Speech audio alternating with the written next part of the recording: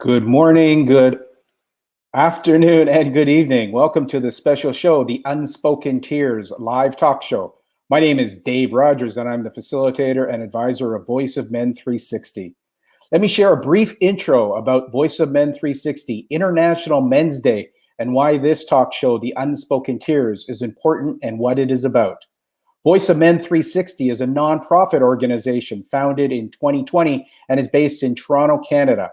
Voice of Men 360 organization was born out of the tremendous need and stepping up to provide services to help support and work with men and boys' life's challenges. We are part of the International Men's Day. International Men's Day has been serving over 21 years and over 90 countries around the world doing regular events. IMD follows 6 pillars, which is overall the well-being of men and boys. The unspoken tears. Men do have feelings, emotions, and stories that do show up. Many of us think that only women are going through sexual abuse, domestic violence, human trafficking. Men also have to face these challenges, and they've never been taught or shown how to deal with it. There are many unimaginable stories behind every man. This is why we want to create a safe space, discuss openly, and find ways to heal and release the vulnerabilities in society. This show runs the second Saturday of every month from 10 a.m. to 11 a.m. Eastern Standard Time. We bring in experts and share real-life stories to talk about. There's a one-on-one conversation, panel discussions, information sessions, Q&A. The disclaimer for Voice of Men 360. Please be advised that content brought forward for any of our events facilitated by Voice of Men is always brought forward in good faith. However, we may bring forth dialogue and opinions that do not represent the organization. The facts and information are believed to be accurate at the time they are offered. All facilitators, guest speakers, panel members, and audience participants are responsible for using their own good judgment in talking about the actions that may relate to the discussions. The content brought forward may include discussions that are emotional and may be emotional at risk triggers. It's important to know the organization is engaging in discussion forums only to offer and inspire awareness and connection and not provide therapeutic advice. If you need crisis intervention or therapy, please engage the services of a mental health professional. If you have any questions about this disclaimer or the panel discussion, feel free to contact Voice of Men 360 through our website.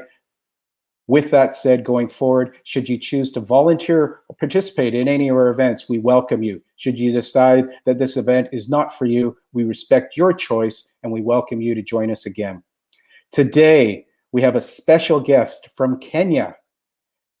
Faith Nashipae is a counselor psychologist registered with Kenya Counseling and Psychological Association, a project management professional and the executive director Thriving Families Kenya. Faith is a partner with the State Department of Gender Kenya, where she advocates for the rights of men and boys in gender equality and ending gender-based violence through men. She pioneered marking the International Men's Day Kenya.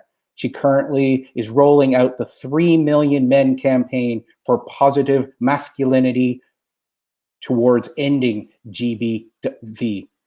Nashipae has also designed programs on men's mental health and boys' empowerment at community level. All these she does under Thriving Families Kenya, a psychosocial consultancy that brings and focuses on innovative, authentic, fun, and sustainable approaches to inner wellness and balance. Faith believes that men and boys are pivotal to the prosperity of the universe. They must be engaged and cared for too. She is a grateful mother of 3 teen boys. She enjoys singing and dancing. Welcome, Faith, all the way from Kenya. I hope you are doing great today. Thank you so much. Thank you so much, Dave. How are you in Canada? Oh, we have a beautiful day in Canada. It's a lovely day in the neighborhood. I would love you to share a little bit about why did you start studying psychology? Wow. I started studying psychology because I was having my own challenges, and I came to understand that I am so solution-based in terms of my personality. And therefore, for me, I was looking for solutions. I grew up, I I grew up in a Christian background, got married at the age of 21, and I realized that there's so much that I do not know. And the beginning of my marriage was not it was a very shaky ground for me, and therefore I was looking for solutions and how to stabilize my relationships. I was also trying to find out who am I, and how was I supposed to work out with life. And through that, I started studying psychology, and I realized that psychology is not just for me, but it's also for the people around me. So that's how I started psychology. Well, that's wonderful. So you've been using it for you and then also applying it in your life. And now you've become an advocate for the rights of men and boys. What directed you towards that? And what are the main challenges you see for men and boys in today's society? Lovely. I will talk from one an advocate perspective and also from a professional perspective, and also from an experiential perspective. So I have three answers to your question. Number one is that our boys and our men do not understand themselves, and that is from a professional perspective. We have so many men who are not aware that they have challenges, they have issues, they need to express themselves in a certain way. And therefore, we find that most of the men who do not understand how to express themselves, they fall under the major issue called gender-based violence. Because in the process of them trying to express themselves, they find themselves hitting. Because like in our cultures, especially in Africa, most men are taught how to fight, are not taught how to express themselves. So what happens is they fight. They express themselves through range, that punch, or punching on something and all that. And in the process of punching on something, they punch on their partners. So we find them in domestic violence as perpetrators. The other area is where men, where we have men who are ignorant. They're totally ignorant about their role in gender equality. Now, this is from an advocate perspective. When you come to Kenya, you will realize that many men do not understand their role as players in gender equality. Yet, for me, I understand gender as having two people, the man and the woman. And therefore, if we are to talk about gender equality internationally, we are not going to talk about gender equality emanating from a man. We're not going to talk gender equality emanating from a woman, but we have to bring these two people on the table and discuss about gender equality, and also explain or help the man understand his role in gender equality. So what we do as Thriving Families is help men understand their role in gender equality, and therefore we bring down the levels of ignorance, and with that they are able to move. The other gap that I have seen in gender equality is the issue of us, of the world, empowering the woman. Not even, I've said empowering the woman, because if you look at a normal feminist, she's fighting the man, she's fighting the boy child. Yet God created all of us and put us all in his world so that we can coexist.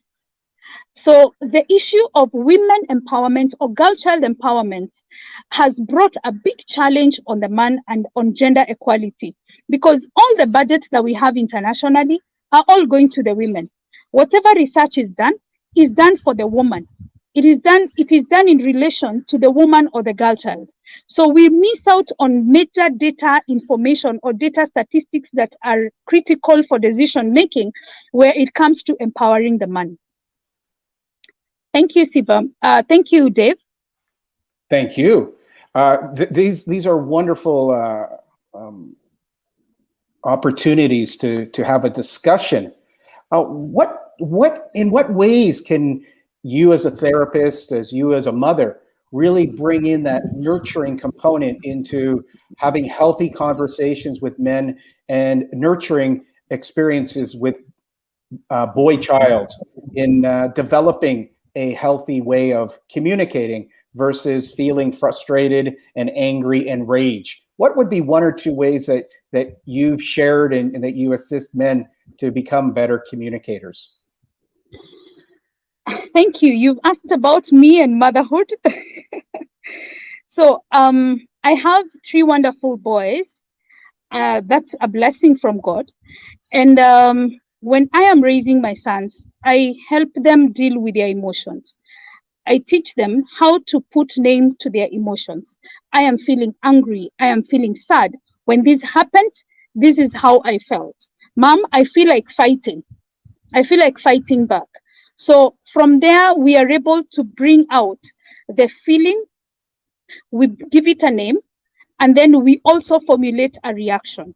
That way, we are able to help men, and that is my sons directly. And this I'm talking to any mother who would be listening, or any father who would be listening to us, that it is not just about stop doing or don't do that, or we don't do that in this family. It's about how does it make you feel? And if it makes you feel like that, why are you reacting this way? And probably the reaction is because of how he feels. And then from there, we are able to walk back and ask exactly what happened. And with that, the boy is able to create a trend that when this happens to me, this is how I react. Do I really have to react this way? Or can I do something differently? That way, you're able to help the boy child. When it comes to men, we do a lot of community service at Thriving Families Kenya. And one of the things that we are doing is that we create safe spaces for men at community level in Kenya. So when we create safe spaces for men, we go into a community, we partner with the community, we work with them to create safe spaces amongst themselves. And here we bring men across all ages. So we work with men from 18 years, which is our legal adult age, according to our Kenyan constitution, all the way to the hundreds. And then we help men deal with their issues per age group. So we have a beautiful space that we create in every community that we go, and we help men talk about their issues, express themselves, find solutions amongst themselves, and also take home an approach that would help them or strengthen their relationships at home. That's what we do. That sounds like a wonderful initiative. And I guess I'm curious about domestic violence against men. If you have a friend or somebody who might be in a type of relationship where the man is being abused, do you have a way or a strategy or some tips on assisting people who might be in an abusive relationship at home, specifically a man being abused by their partner? Wow, what a good question. Now, one is that we have a lot of men who are going through gender-based violence, but they don't talk about it. And maybe the first thing that I would want to talk about is quickly go through what are these forms of gender-based violence. And I will explain them in layman language. When someone is verbally abusing you constantly, that is gender-based violence. When someone is denying you certain rights, that is gender-based violence.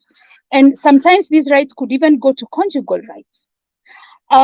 When someone is denying you access to child, that is gender-based violence. When someone is beating you up, like really hitting you and it's physical, that is also gender-based violence. And we are seeing this grow in our world today, where we are having discussion, we are having fighting and physical fights. We are having emotional violence, where we call it silent violence, where a woman will, we call it cold war in Kenyan language. In Kenyan language, we call it vita baridi, cold war, where someone is fighting you with actions, with words, and they're saying very nasty things about you or about how you relate to them. So these are some of the forms of gender-based violence. Now, what do you do when you notice that you're facing this? I don't know about other nations, but I know the US has gone ahead and has established a national line where people can reach out. I also know that in Kenya we have one of my great partners, and that is Danshishe Foundation, who's once been on this show talking about domestic violence against men. and he has a very beautiful program. And he also has a helpline for men in Kenya, that is 1198. And then he also does counseling specifically for men. So we also have other lines, like our national gender-based violence line is 1195 in Kenya. And yes, men can also call in and receive support. But the other thing that we always lose out is the importance of our social structures. Who is that one man who you can talk to with confidence, and he's not going to speak behind your back about what you're going through, but he's going to help you formulate a strategy on how to get yourself to safety? When it is physical violence, I always say, I support families, I advocate for families, but you don't have to die because of a family, or you don't have to die within a family. And therefore, I always say, seek for help, seek for safe spaces. Internationally, I know, and this is something in Kenya, we do not have safe spaces for men. We do not have spaces for boys. We do not have safe homes or rescue centers for men and boys in the country. Therefore, you'll find that our old men are maybe being raped in the remote places, and they don't have spaces where they can go for safety. You'll find that our young boys are being raped, even by girls. We have gang raping and stupefying by young ladies. They stupefy the young men and they gang rape him. And you find that this man is left somewhere. They don't know where to go or what to do. We are advocating that nations internationally should also consider men as human beings and be able to create safe houses, safe homes for men and boys. Then I also want to ask, if you're having gender-based violence within your area, do you have a system, a local system, maybe the council, or maybe there is some mental health systems that can help you, or maybe a GBV line within your area that can help you, so that you can call on these GBV lines and please report? One of the reasons why men do not report is because they fear the ridicule. They fear that they are actually going to be laughed at. They also fear that they are going to be taken as lesser men. They also fear that their ego is going to be crushed even further. But I want to tell men, man, you're human. Go out there, call out for help, seek help, go to a police station, go to a gender desk, report your case. It hurts you, and that is why you need to report. And when it is violating your rights, yes, you can walk into a police station and report. Thank you. Back to you, Dave. That is a fantastic download and sharing. I really appreciate your speaking from experience and speaking with a lot of compassion. I guess that's the component that I guess I really wanted to bring out today, was the fear of ridicule, the fear of being laughed at, the fear of ego, and to invite men to perhaps tap into another part of their humanity for themselves, and to build up awareness and curiosity, and perhaps even become a student of. And I believe that what you're doing in Kenya right now is providing a safe space for some healing to occur, yet then an invitation for men to explore ways to make and create safe environments for other men. And would you be able to share perhaps a story of somebody who has gone from being a victim to a victor in the situation, where perhaps a story of somebody who was abused or was ridiculed, and then instead of lashing out and getting angry, which is the natural tendency, that they went inside and they decided to go into a study, curious exploration, and then started maybe worked with you in some ways to make a difference for other people. Is that something that's common in your Kenyan support group? Lovely. This is a challenge that we have. Men don't want to come out and say, my rights have been violated, because society view men as the strong towers, the elephants, the giants in the society. They don't see them as people with emotions, with wounds, with feelings that can be hurt and can be wounded. And then when the man is wounded emotionally, because especially in Africa, we do not have a way of training or helping the man understand his emotions and understand how his emotions are affected, or when he is wounded, then men tend to live with their pain and their heart, and they keep bleeding on others. But to answer you, I have had I've had stories of men. I keep counseling and working with men who are going through, maybe a wife has left them because she's left for another man. That is already violence. We have a man who maybe has been left because he cannot maybe provide, and especially during this COVID season, you have a man who's not able to provide for his family because he lost his job or his source of income, and therefore he's thrown out, or the wife walks away, and she walks away with the children.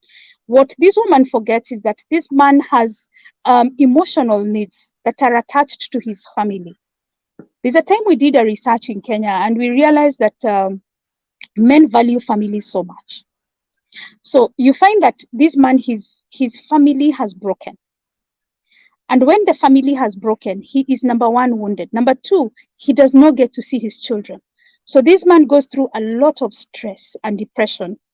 By the time he's coming out to talk about, I am under pressure and I am dying through depression, he has stayed for so many months and he doesn't even know what to do.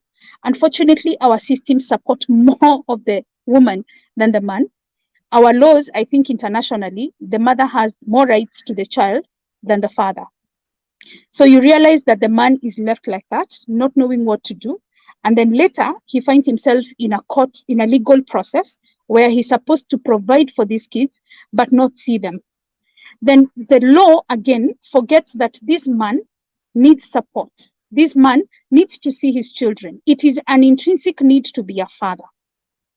It is a natural need to be able to nurture and to also be able to support and mentor your own as a man. So where now we have these issues of legal tussles coming in, the man is lost, and many of them end up in depression, and they end up confused because they don't even know how to handle this.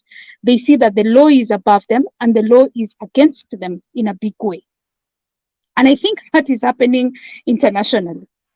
So to answer your question about, do we have a man that we've worked with? I have worked with many. I won't say that I work with men who have come out to say, this is my story and this is how you address it. I have very few of them who've done that. But I think I can count one of them. And the others, we are still walking a journey. And professionally, this is more confidential. So I may not necessarily say exactly what is happening in any of the stories, but I would want to say that men are suffering. Men are suffering in a very big way. And we need to wake up to the reality that much as women are suffering, and they seem to be, and we seem as women, I am a woman, we seem to be the weaker element, the men also need support. If there is someone who is weak internationally, it is the man. Especially emotionally, it is the man. We need to look at him as someone who is weak, strengthen the young boys, strengthen the fathers, and support him. And I always say, apply grace. Be gracious when you're dealing with a brother. Thank you. Dave? I love that. Apply grace is a wonderful mantra that can assist men and women in the service of other men and women. I guess I'm going to ask the next question is really about when you do have that wounded, and I like the metaphor of elephant right now. I believe the last couple of days there's been an international honoring of the elephant in Africa, in South Africa, and probably all parts of Africa. And men are giants. And when they are wounded, there are ways that can assist them with the wounds. And one of them you mentioned is provide grace. What would be some other initiatives or programs or even tools that you could invite men to explore or experiment with to find that inner healing on their journey of overcoming violence and perhaps even court rulings against them in their pursuit of healing themselves and also being a contributor to society? Lovely. So, at Thriving Families, we have a very beautiful program. We call it His Inner Wellness Program. And right now, we are restructuring this program so that it can reach out to an international host where we get to deal with men from all walks of life and internationally and virtually. Our world has gone virtually. So, so some of these services we're going to be offering now moving forward, especially for the His Inner Wellness Program. We shall be dealing with the men from an online perspective, from an online platform. So His Inner Wellness Program is a beautiful program where we deal with the issues of the past. Then that is, do you have any childhood experiences that left you wounded? Do you have any youthful experiences that left you wounded? Do you have any marital experiences that left you wounded? Then we look at what are your losses. Then the last component is where we help the man rediscover himself. So we unlock the man into a discovery journey. This is a lifelong journey, but even as he unlocks himself into a lifelong journey, he also understands how he relates with the environment. And when I say environment, I also mean relationships around him. With this, the man is also able to structure his life. It's more of a coaching at this level.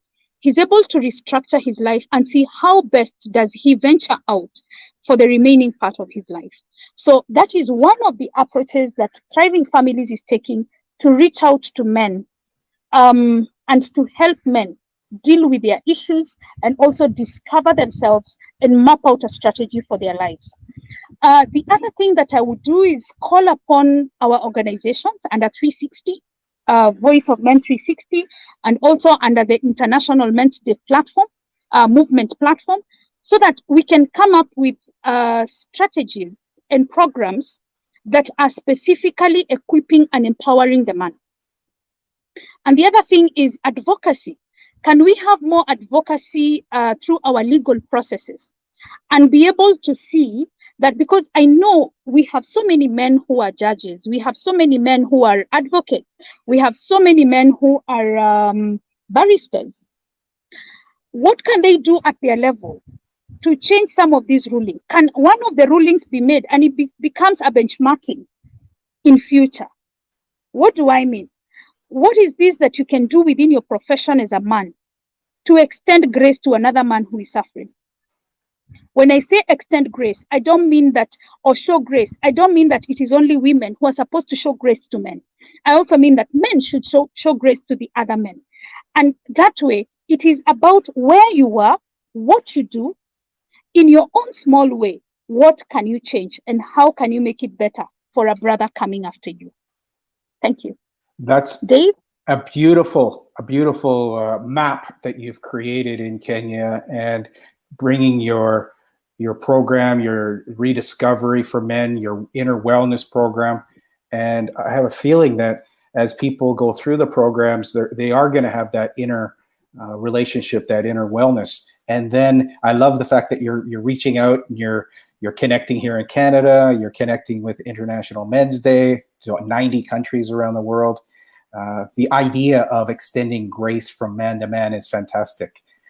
My next question is, it's something that we're also engaging with here in Canada, is what can we do to get more men out? That we know that men will tend to go inside, they'll go to their cave, they'll suffer alone, they'll be that big stoic wounded elephant. What can we do? What are one or two or three wonderful suggestions that you have that can encourage more men to come out and be part of the movement of awareness, of education, and of contribution?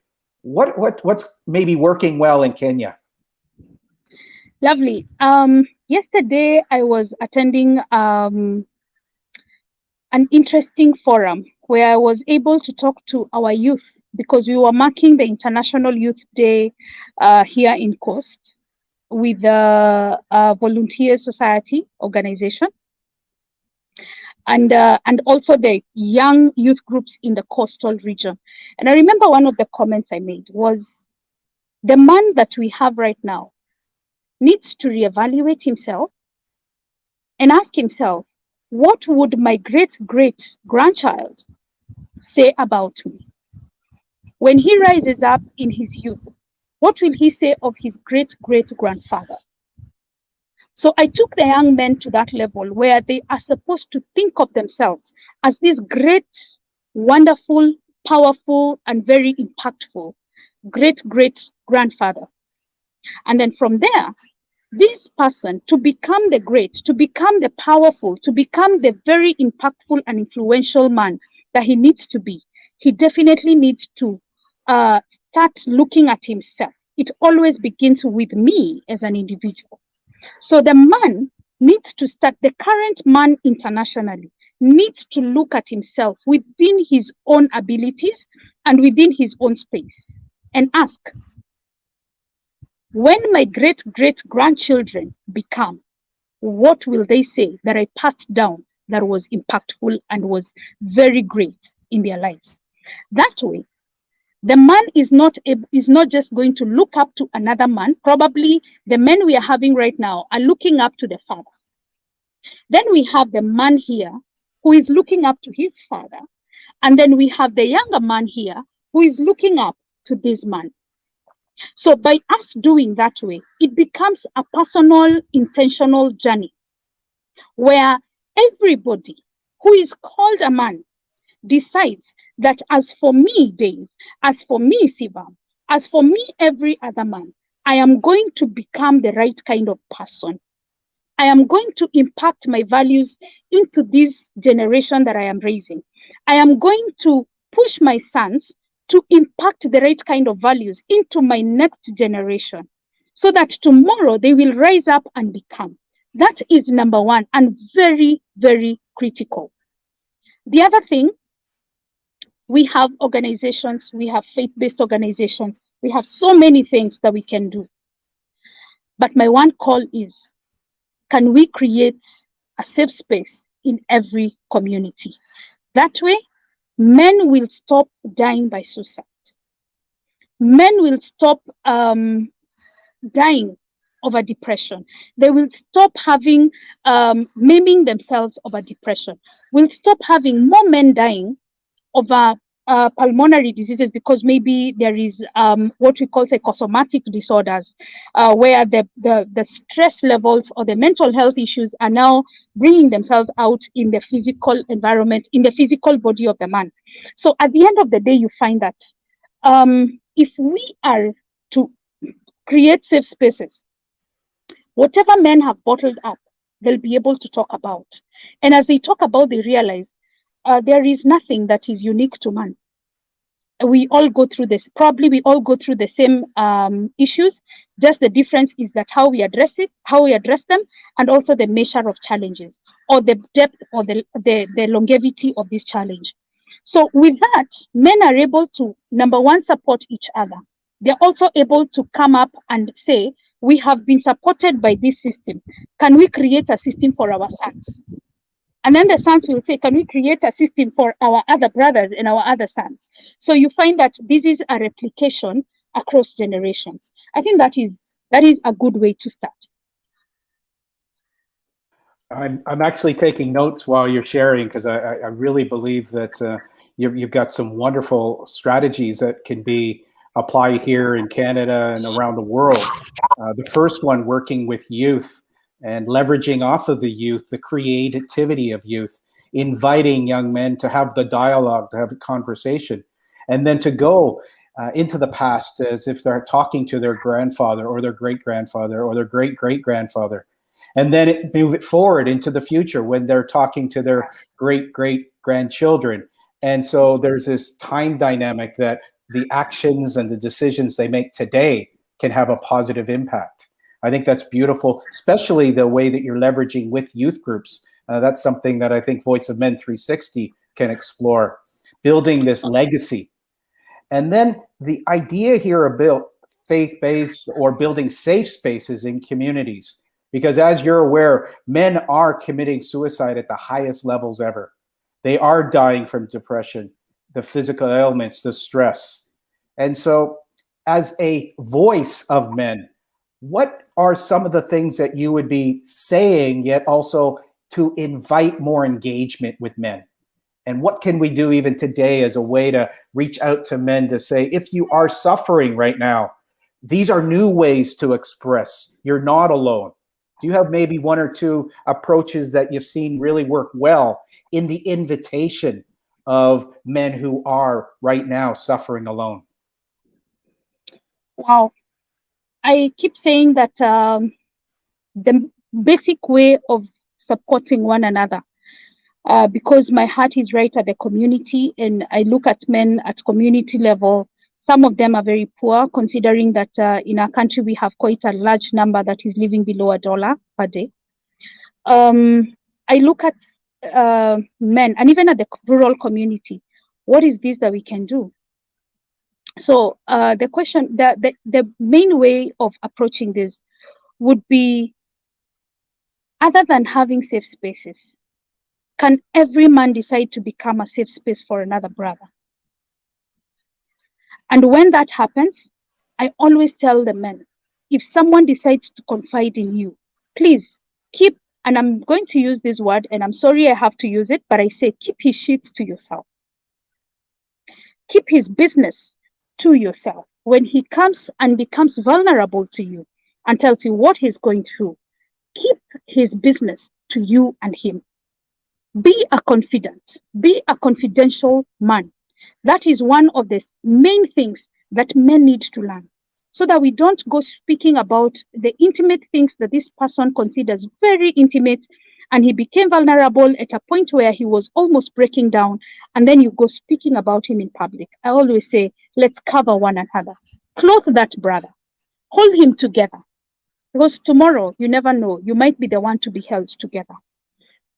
The other thing that I like, I see that 360 can do. Can we all partner and maybe look at within 360 and the different organizations that we have within 360, or even International Men's Day? Could we come up with a budget and see how we can lobby for the spaces of men internationally, how we can lobby for the rights of men internationally?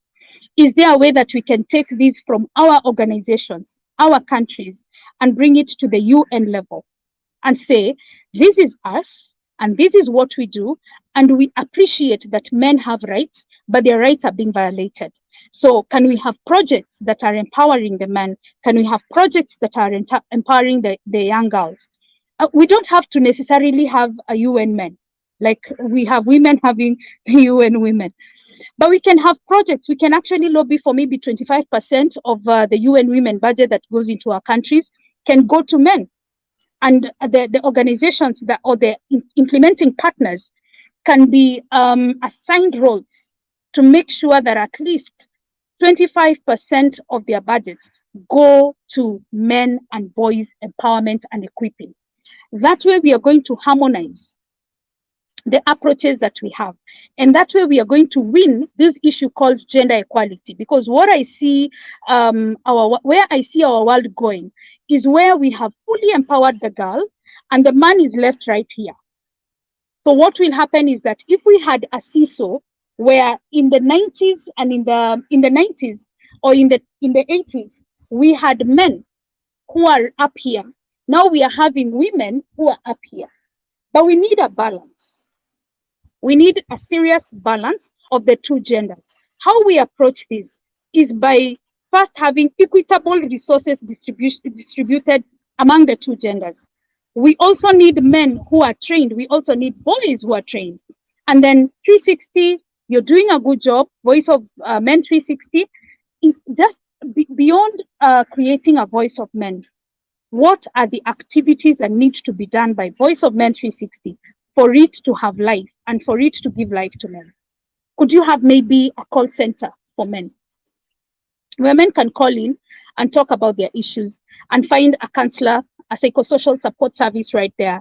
Do you have advocates who are volunteers, male advocates or male baristas who are volunteers, under Voice of Men 360, so that they can also educate the men on these issues of child support, child care, and men will be able to understand exactly what happens. I take a good example with FIDA Kenya, and this is women who are lawyers who came together to support the women, and this organization was formulated, and now it is serving a lot of women, including men, who are going through gender-based violence. So at the end of the day, these are people who are well supported. How then can men work together? What is your profession? What can your profession do for another man who is underprivileged? How can we come up with systems that can support other men? I think that should be where we go. Thanks, Dave. Back to you. That is some really great suggestions. I've written them down about the grace and confidentiality between men and men in supporting the exploration of joint fundraisers or being part of tapping into funds that are available and the empowerment of men and boys becoming a priority. The idea of training and personal development of men and boys, and also inclusive with women, to look at activities, call centers, sponsorship, maybe collaboration with lawyers or barristers to support and understand and educate the men about gender-based violence. These are some wonderful ideas, and I have a feeling that Sivam and the team here in Canada will look at planting some of these seeds and looking for ways to initiate some of these initiatives in Canada. So thank you very much for that. I wanted to shift a little bit to International Men's Day, since you were the person who really stepped up and became a leader of the International Men's Day in Kenya. What attracted you to International Men's Day, and what is exciting for you in the celebration of International Men's Day for this coming year? Lovely. Why did I start International Men's Day in Kenya? Wow, what a beautiful question. Now, I look at families. I am Thriving Families Kenya. So when I look at the family, I see, and especially from an African perspective, where we have a patriarchal system. I look at men who have supported me, who have held my hand in different places. I look at father, I look at brother, I look at husband. I also look at my sons. And as I was looking at all these, I was wondering, okay, International Women's Day supports women, highlights issues of women, talks about women. But being someone who has been bubbling and talking silently about the issues of men and boys, I realized that I needed a national platform first for me to be able to get out the information that I have about men and boys, and for me to be able to present my passion to my world, and that is my country.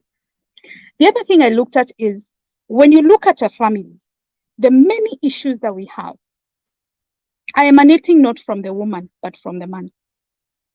Because this man with awareness, he can be able to do an exemplary job. But he's not able to do that because either he's not aware, or he's held up in matters to do with the patriarchy and traditions and culture. And the other thing is that this man is trying to become, but he was not taught how to become. The other thing is, the man, we rely so much on the man as a society.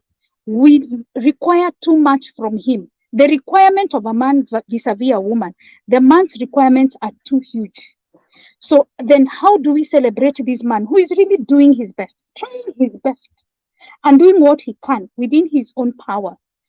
And so that is how I realized that for us to be able to solve the issues in the family, at least to see a 90% decline in maybe gender-based violence and the challenges that we face in the family, we need to recognize and empower the man.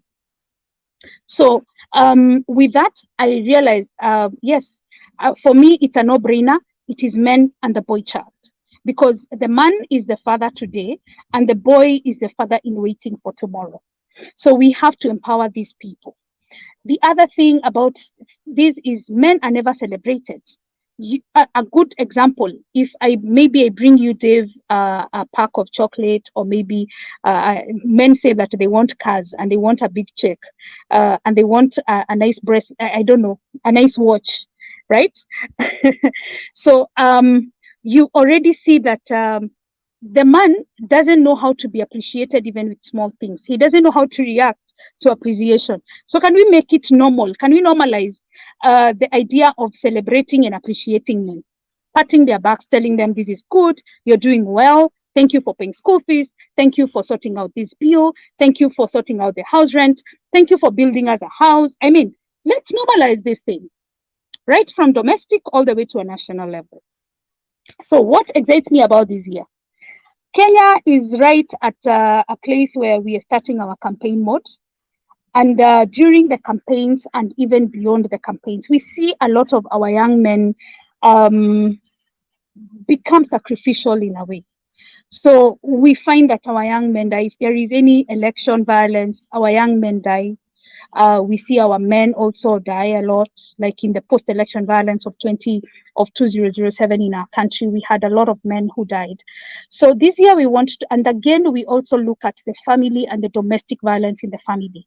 Being a counselor and being a psychologist, I have been able to interact with a lot of men who are going through depression because their family is broke and they don't know what to do. So we want to highlight the place of man in the family. We also want to highlight the place of man in our safe society, the place of man in our society or in our nation, and bring out his role as a safe agent or a safety agent, or we bring out as a peace agent in our society and even in the family. That way, we are able to highlight that we don't have to go very far. We can empower this man and he just becomes the best person, and we don't have to go through post-election violence, and we can also bring down gender-based violence. So I'm excited about this year. And being someone who really empowers families, I'm excited to say that this year we really want to work with men and see how we can bring down gender-based violence. Back to you. Faith, thank you very much. You're elegant, you're articulate, and you're very inspiring. And I really appreciate your time today. Your wisdom is brilliant, and I'm really hopeful that some of our friends here in Canada and around the world who might be listening today can connect with you and look for ways to collaborate and to initiate some new projects in their country. I'm just going to take a little break now to mention a few announcements to share with our community. As many of you know, in Canada, our Indigenous communities are in a big crisis now, and they need our help and support. Voice of Men 360 is stepping up and started a donation drive for Indigenous families. If you have any used clothes, dry food items, please let us know and we'll collect them. Reach out to info@voiceofmen360.org or contact us through our Facebook Messenger, and we'll coordinate with you on that. Voice of Men 360 will be hosting our first meet and greet on Saturday, August 28th from 11 a.m. to 3 p.m. at Earl Bales Park, 4169 Bathurst Street, North York. That's nearby Bathurst Street, Shepherd Avenue West. Please connect and come and join, and it's going to be one of the first times we've had a face-to-face meet and greet. We have a few live shows weekly. There's a live show called Open Up, sharing your personal journey. That's on Wednesday at 6 p.m. and Sunday at 10 a.m. Eastern Standard Time. Vili, which is our Tamil live talk show, on Sunday at 8 a.m. Eastern Standard Time. Our monthly webinars, the first Saturday of every month from 10:30 to 11:30 a.m. We bring in expertise and organizations to discuss various topics. The Unspoken Tears, this show, it's the second Saturday of every month from 10 a.m. to 11 a.m. We focus on domestic violence against men, bullying, male sexual abuse, traumas, and human trafficking. The Southeastern Men Show, that's the third Sunday of every month from 11:30 till 12:30 EST.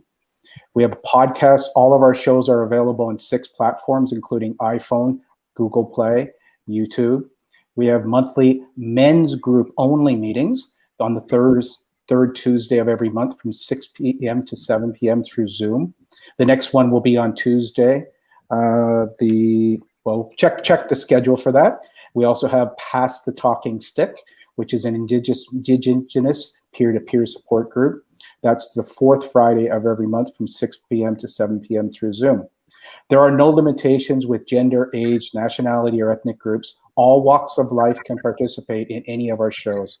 If you'd like to be a guest on any of our shows or willing to be part of the organization and help us directly or indirectly, please reach out. One of the areas we'll explore, given Faith's idea, is to connect with some barristers, some judges, and some lawyers who might be part of our wisdom circle that might be able to add some of that wisdom based off of what Faith was saying with some of her successes in Kenya. We'd like to work with individuals, professionals, experts, community organizations, corporations, government officials, and businesses. We're really looking at growing, and it already has been an amazing year of development for Voice of Men 360. And with that, Faith, I'd like to sort of bring our session today to a bit of a completion. And my question would be a little personal, given that your name is Faith. I would love to get you to share a little bit about your relationship with Faith and in ways that Faith is moving you forward in your movement to make Kenya a more loving and caring community. I didn't hear the last bit of your question, Dave. I would love you to share a little bit about what faith means to you and the way that you use faith in service for your country and your community.